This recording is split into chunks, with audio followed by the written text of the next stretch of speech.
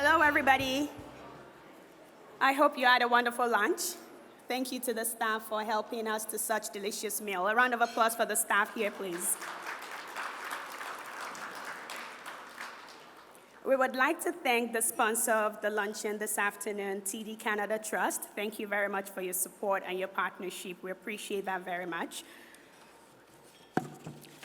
There are green cards, question cards on the tables, and a couple of pens. Hopefully your table has one. Please feel free to record your questions in those green cards. If you need help with a pen or a green card, we have ambassadors wearing green jackets. Can you please wave?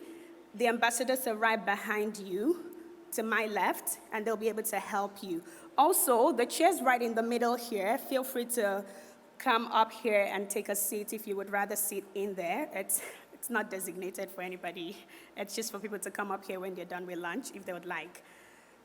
I would like to introduce the dignitaries that we have in the audience. We have MLA Kelvin Wadena and Chris Baudry. Thank you very much for being here. We also have members of the board. We have Pauline Wagner, our vice chair. We have Kerry Buddy, and we have Austin Bent. And I do believe that I saw another chamber member somewhere. If I haven't recognized you, Robbie McClellan. Okay, Robbie's somewhere, but I did see him this afternoon. Robbie's on our board as well. So the moment we've all been waiting for, the reason we are here to hear from Minister Reiter. I'm sure that yesterday was a big day for many of us, and for Saskatchewan as a whole, and I'm sure we want to hear more. Honorable Minister Jim Reiter was first elected as the MLA for Rosetown Elrose in the 2007 provincial election. He was re-elected in 2011, 2016, and 2020, and then re-elected as MLA for Rosetown The Isle in 2024. In May 2009, Minister Reiter was first appointed to Cabinet as Minister of Highways and Infrastructure. In June 2012, he was designated as Minister of Government Relations, as well as Minister responsible for First Nations, Métis, and Northern Affairs. During his time in his portfolio, he was also responsible for Sask Energy and SaskTel. In August 2016, Minister Reiter was appointed to serve as the Minister of Health, and in 2020, he was named Minister of Sask Builds and Procurement and Minister responsible for Sask Gaming, for the Public Service Commission, for the Saskatchewan Liquor and Gaming Authority, and for the Global Transportation Hub Authority. In May 2022, he was appointed Minister of Energy and Resources. Minister Reiter currently serves as Deputy Premier, Minister of Finance, Minister of Immigration and Career Training, Minister of Labor Relations and Workplace Safety, and Minister responsible for the Saskatchewan Workers' Compensation Board. Ladies and gentlemen, please join me in welcoming Minister Reiter to the stage to deliver his presentation.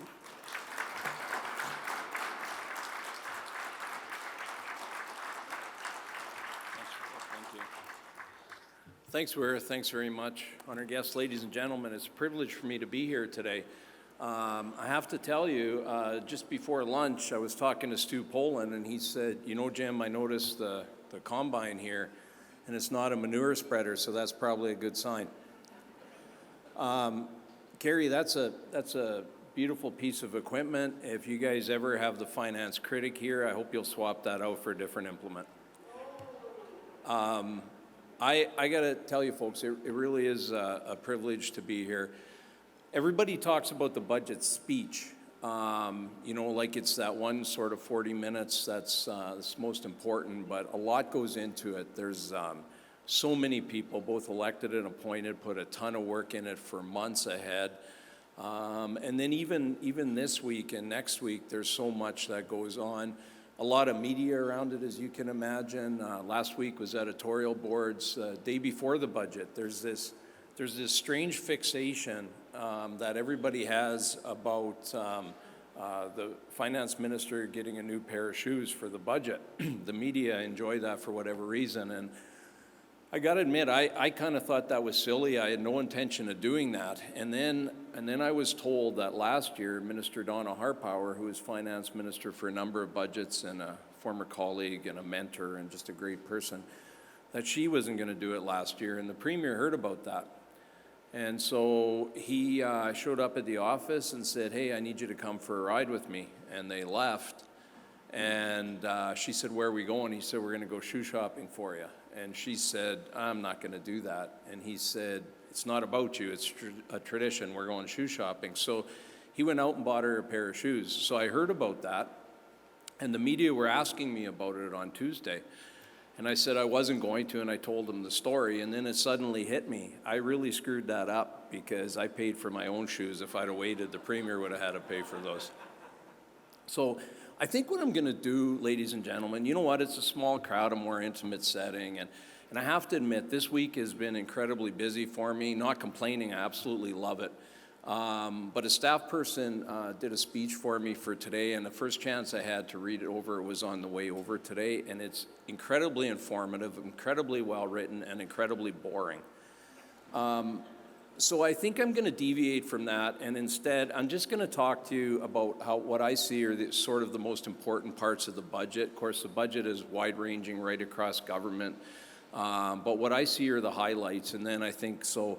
I'll be a little shorter with that, and then we'll just do the chat, and I can take questions from you folks. I think that's probably going to be more informative, and frankly, it's more informative for me because I know what you're thinking, I know what you like, I know what you don't like, I know what your concerns are, so I'd like to address it that way. So the themes of the budget, it goes back to what we heard about in the election campaign and since then, what people are telling us that they expect our priorities to be.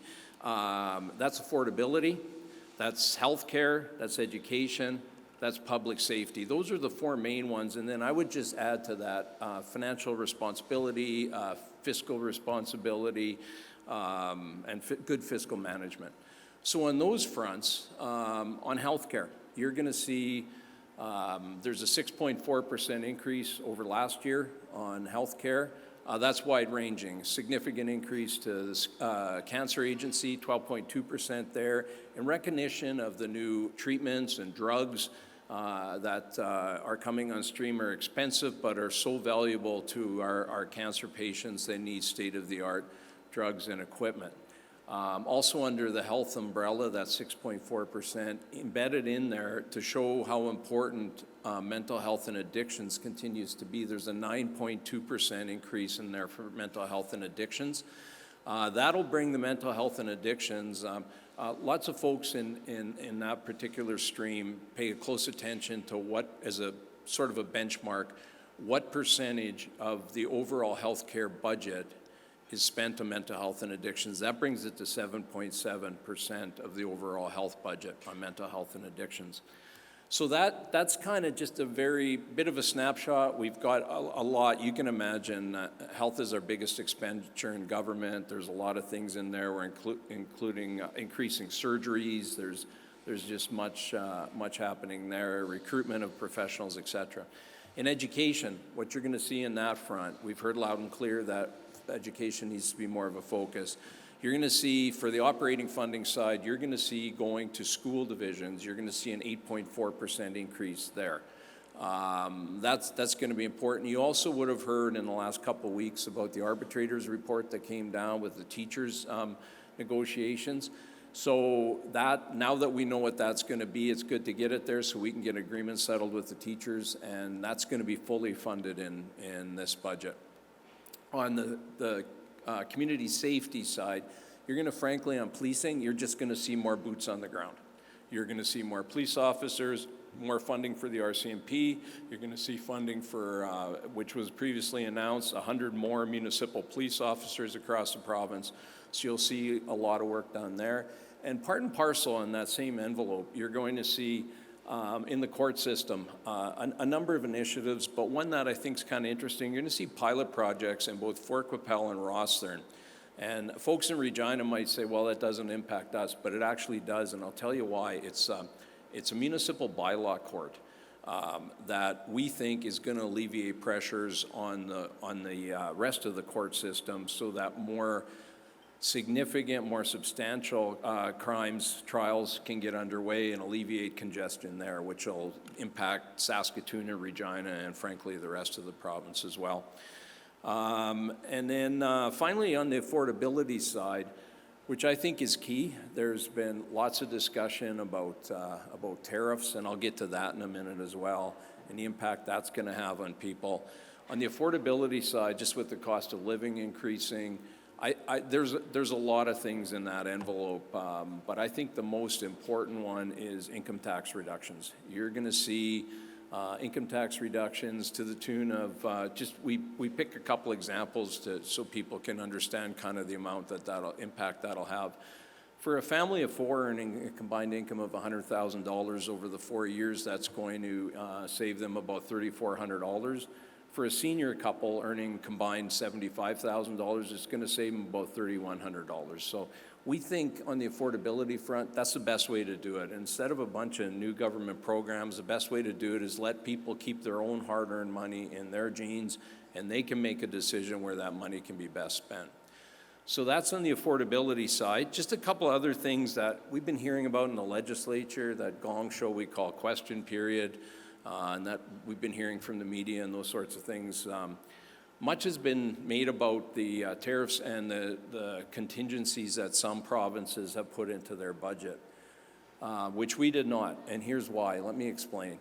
To the provinces that did, that's certainly their prerogative, but in every instance I've seen, it's not like there's a lump sum of money that they put aside and they're saying, here, we're saving this for a rainy day.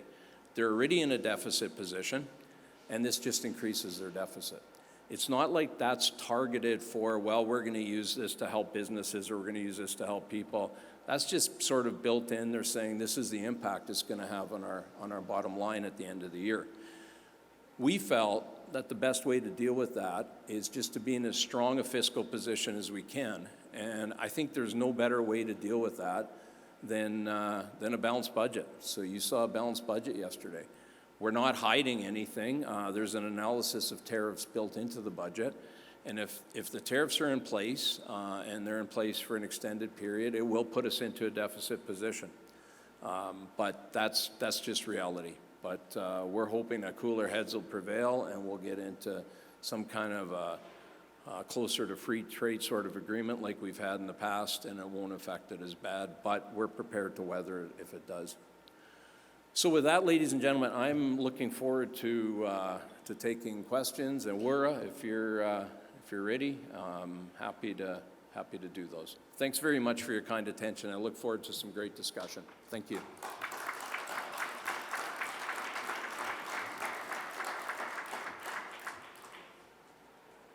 Thank you very much, Minister Reiter. We already have a couple of questions, and we'll just dive right into the questions.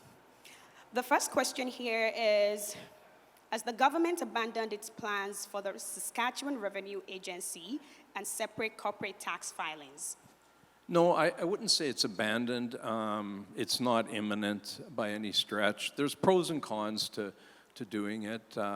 We think on things like corporate income tax, it would make it, frankly, right now we're a bit beholden on getting the information, the money flowing from the federal government. That would make it better.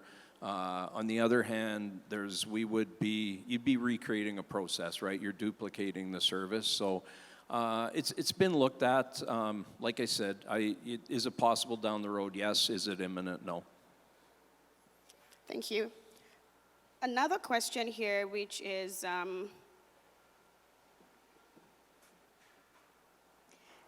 which has to do with another topic entirely, group homes. If group homes don't have the funding to pay proper wages, would the government support them? So group homes, very important, do yeoman's work for our province. Appreciate that very much. When it's CBO operating the group home, this budget included a 3% lift for them. So we think that'll be helpful. And again, I would just say if there's anybody representing that sector here, thank you very much for the work you do. Okay. The recipients on the Saskatchewan Assumed Income Disability think the increase is too low and will not help them get out of poverty. If there was a surplus, would there be consideration given more to this program? So the increase, if it wasn't mentioned, is it's 2% for SID and CIS. That's based on the previous year's cost of living, which I think was at 1.8% at the time we were working on the budget. Now, about a week ago, I think it was, there was a new Stats Can number came out that the cost of living was up. I think it was, I'm going to say 2.5 or 2.6 or somewhere in that regard, which again is a snapshot in time. We base it on the entire previous year usually when we're looking at that. So the amount that we put in the budget slightly exceeded what the cost of living was at that time. And again, you know, if that goes up, we certainly, next budget cycle, which frankly starts in about 6 months from now, we would certainly review it at that time.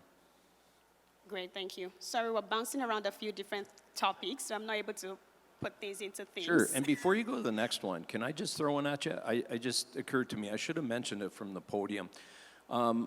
Probably most people in this room have heard about the $10 a day daycare thing in the contract with the federal government, and there's those who like to make mischief and are talking about somehow that we're going to lose that because the province won't sign on. I want to reassure everybody that is not the case. There is still a year existing in the current program, so it's fully funded in this budget. There's discussions right now going on with the federal government. Is there some concern? Sure. I mean, that's what the negotiations are about. But we are going to sign another agreement, and the people who are the doom and gloomers are just simply wrong. It's not the case. There's a year left in the current contract, and I fully expect another contract will be signed. Thank you. Please describe replacement training support for employers as the Saskatchewan grant has been cancelled. So we're in a situation right now where the agreement with the federal government last year on a number of training programs, immigration and career training programs, there was just over $17 million that the federal government cut out of it. We lobbied extensively. The former minister did. I sent letters and talked to the minister as well. They are not committed to reinstating that funding. We backfilled it for the balance of last year, but that has led to some programs being eliminated or scaled back. That's unfortunate. We're trying in every instance to do those sort of with the least amount of pain as possible, and in those instances where programs are being eliminated, we are trying as much as we can to help the people impacted to redirect them to existing provincial programs to help them. It's unfortunate, but we'll continue to lobby the feds for that funding back, but so far been unsuccessful. I think that's a good segue into this next question. How much emphasis is placed on reviewing efficiency before more funding is added to the budget? You know, we're always looking at efficiencies in government. It's a huge operation, so that can be difficult to deal with at times. Efficiencies and also, frankly, red tape, because that leads to inefficiencies. We have a cabinet committee on red tape reduction. It's called the Red Tape Reduction Committee, where there's a set period of time where all regulations have to go through the committee review to see whether it's necessary, to see whether it's efficient, to see whether it's effective. There's opportunities for you folks to contact us as well. Get a hold of my office. I know there's a spot online, and I should have that, where you can write in with suggestions, what you think is unnecessary, a red tape burden for you and your businesses, and we're always happy to take a look at that. I will try hard to read this person's handwriting, but if you're bold enough, feel free to correct me if I haven't read your question properly. What are the key areas that we are focused on with respect to education and interprovincial trade barriers? Which ones give the biggest financial gain? Sorry, the biggest financial gain in education and interprovincial trade? It's hard to tell. This is all I've got. Well, clearly in education, we need to spend more on handwriting. I'm sorry, I think the person doesn't mind clarifying.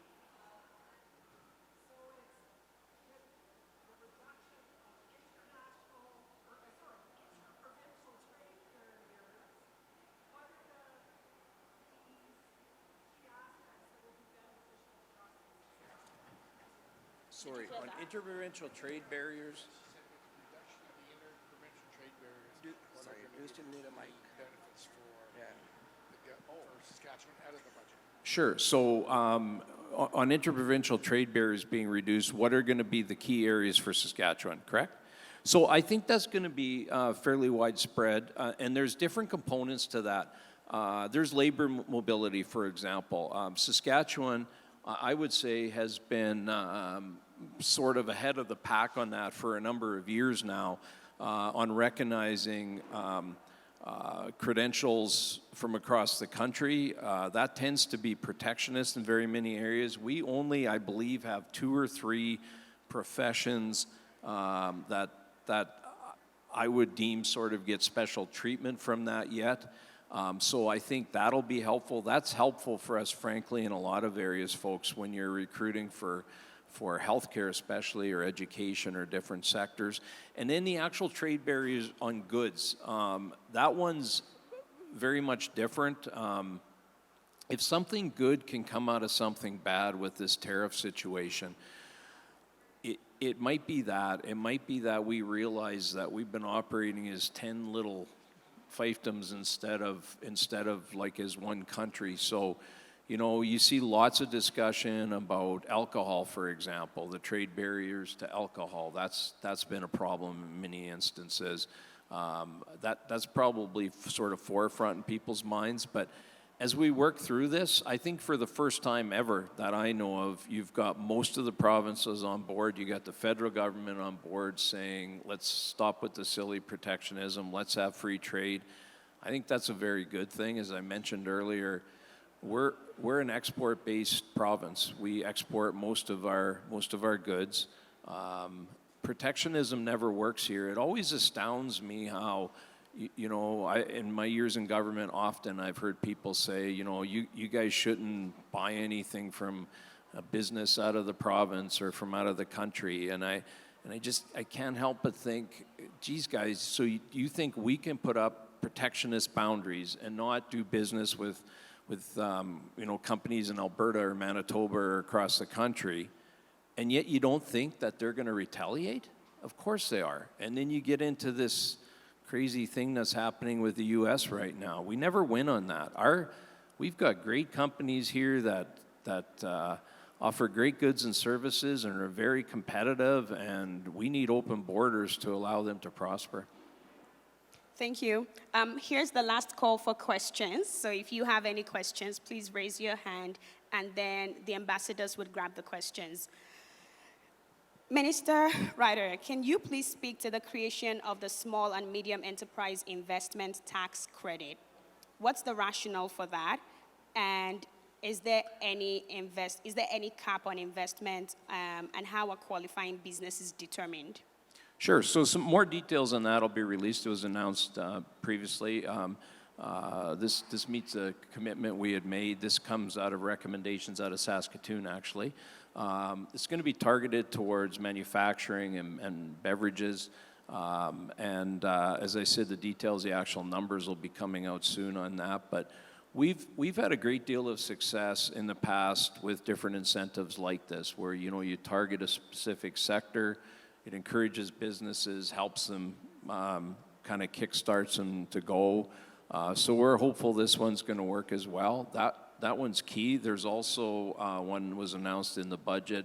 It's low producing and not producing oil wells, for example. There's going to be incentive there where basically they can pay a reduced royalty rate if they start producing again or increase production.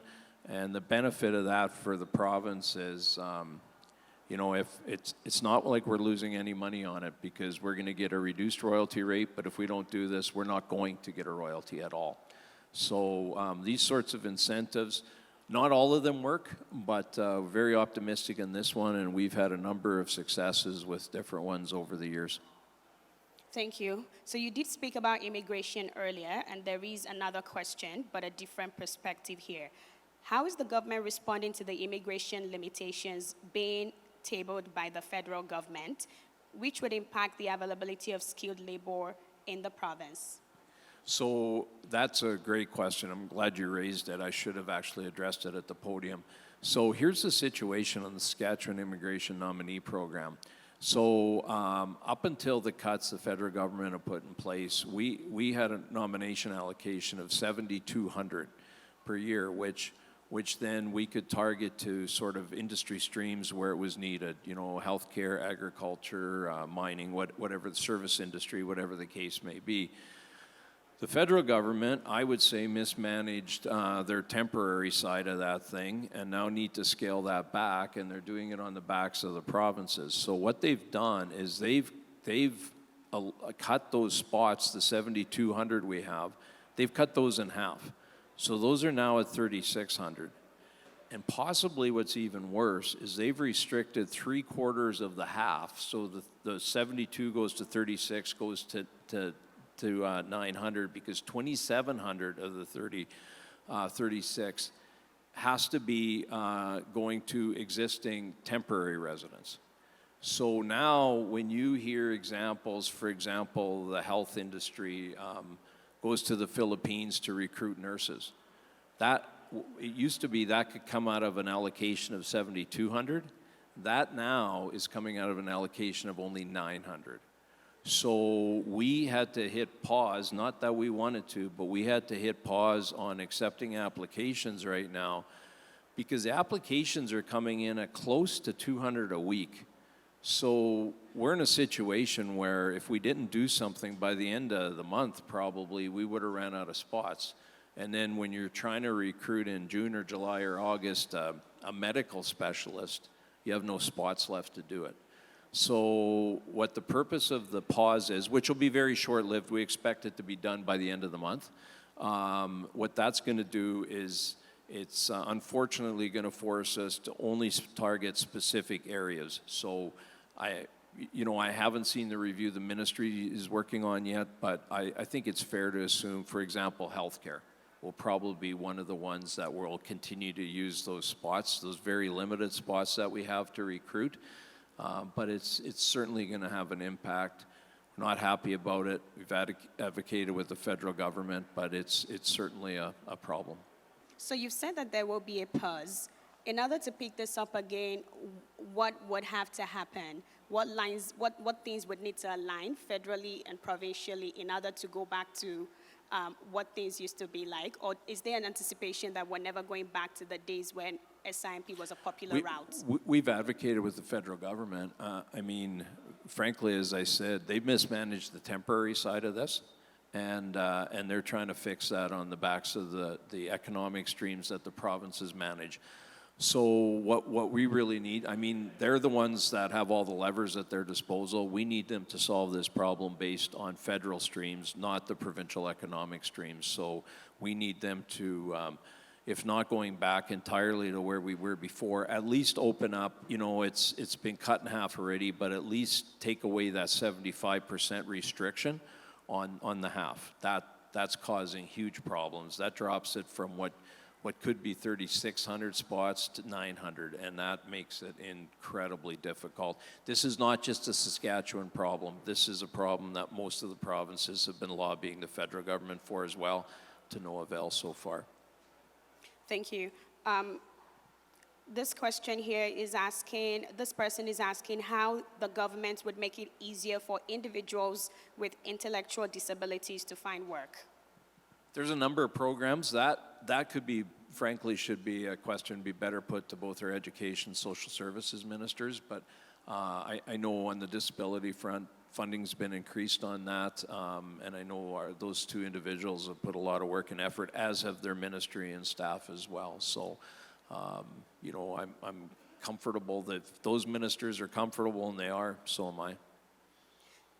So the final question that I have here is, if you call this a balanced budget, if the government calls this a balanced budget, why is there a surplus, especially when almost every category saw a cut? Sorry, if we call it a balanced budget, what? If you call this a balanced budget, why is there a surplus?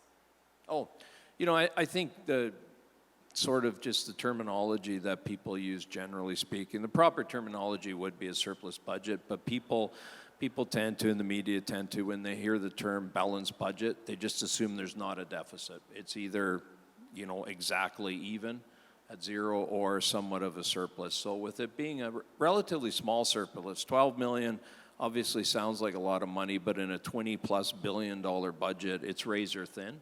So that's where the terminology comes from. People have been using it interchangeably, and so I have as well, but it's a budget with a small surplus. Do you have any final words or anything that you haven't addressed that you would like to talk about in conclusion? Sure, thanks for that opportunity. I would just say, first of all, folks, thanks for coming out today. I know everybody's busy and has to get back to work. I would just say a lot of people worked very hard in this budget. We're very proud of it. I think in all likelihood, this is probably going to be the only balanced budget you see in the country this year. This ridiculous trade war that's developed, nobody's going to win with this. We hope that cooler heads on both sides of the budget, of the border prevail. But if they don't, Saskatchewan, I think, is as well positioned as anyone to weather that storm.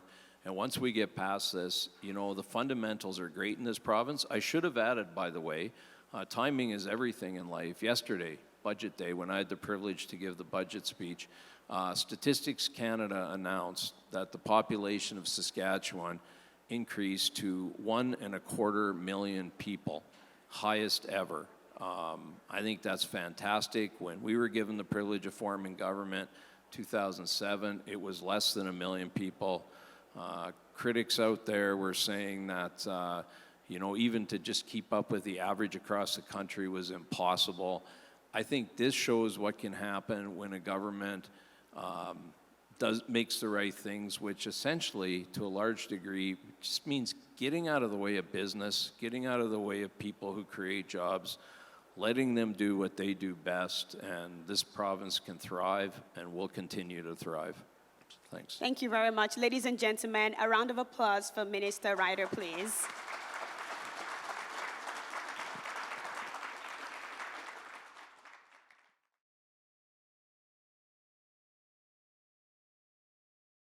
I would like to thank all of the ambassadors, Caleb Ndukwe, Val Bradshaw, Kelly Geisler. Thank you very much for your help.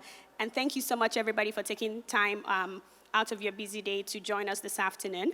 I'm going to quickly announce the upcoming event. We have the Paragon Awards, celebrating business excellence, coming up Friday, April 4th. We have the Great Escape, take a break from work. This is happening on Wednesday, April 23rd. And we have networking on the Green Golf Tournament. This is happening June 16 on Monday, June 16. You can find more information about this event on our website. I do hope you have a very wonderful Regina afternoon. Thank you so much for coming.